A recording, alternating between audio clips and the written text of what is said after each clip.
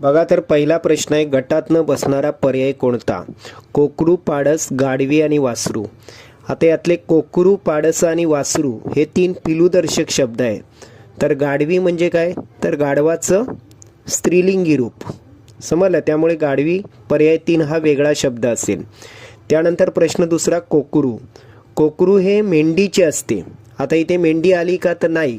तर मेंढीऐवजी एडका आलाय. मेंढीचं पुल्लिंगी रूप काय? एडका. त्यामुळे मेंढीचे म्हणजेच एडक्याचे कोकरू येईल. पर्याय 2 उत्तर असेल. तिसरा प्रश्न आहे, वाघाच्या पिल्लाला काय म्हणतात? तर आता बघा, आपण प्रत्येकाच्या पर्यायाची हे बघू आपण उत्तर.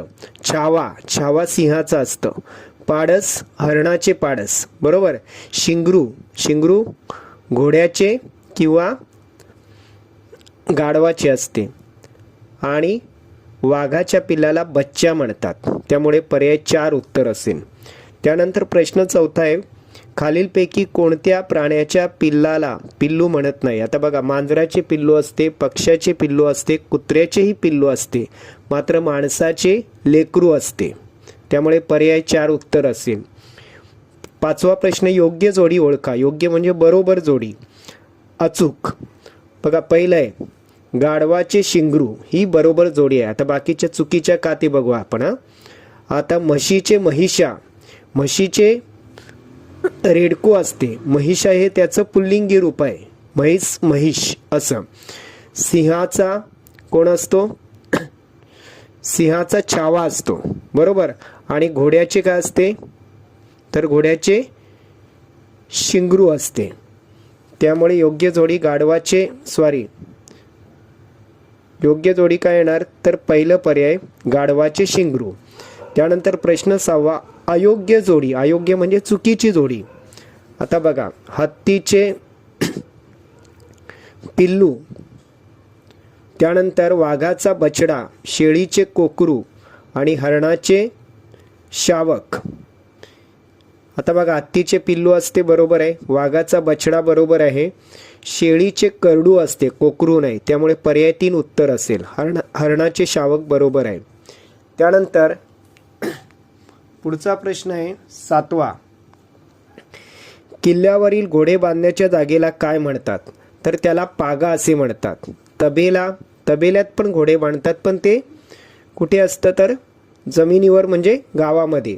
गोशाळेमध्ये गायी बांधतात आणि अश्वतुरगमध्ये घोडे बांधतात. त्यानंतर पिलखाना कोणाचा?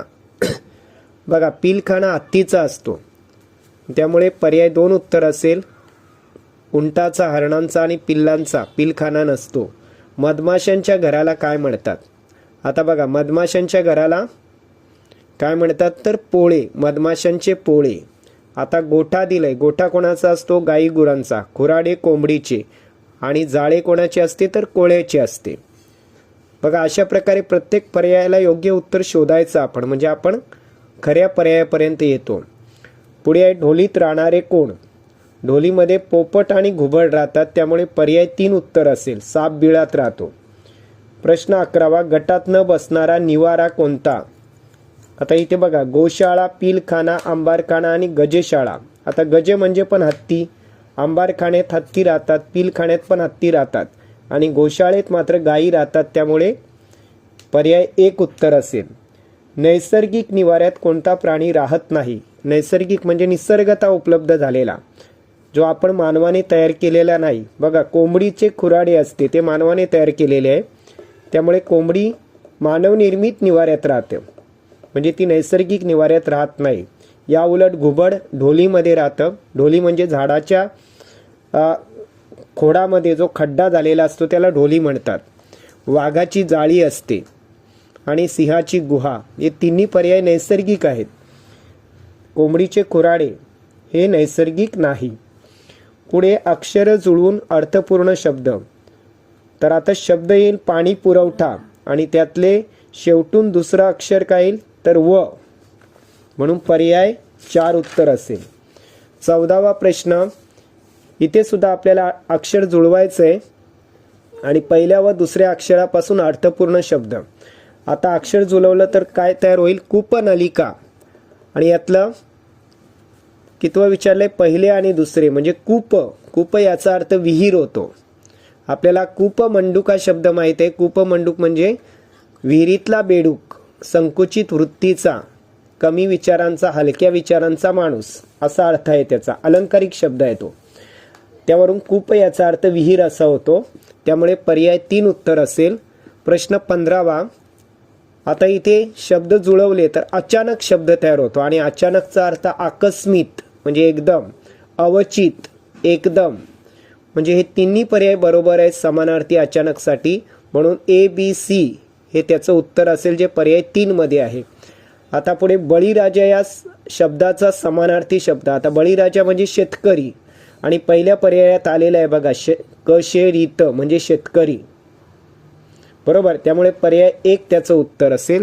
तर या प्रकारे प्रत्येक पर्यायातील जो शब्द दिलेला असेल त्याची जर आपण व्यवस्थित फोड केली, त्याचं विश्लेषण केलं तर आपल्याला योग्य उत्तर सापडत असतं.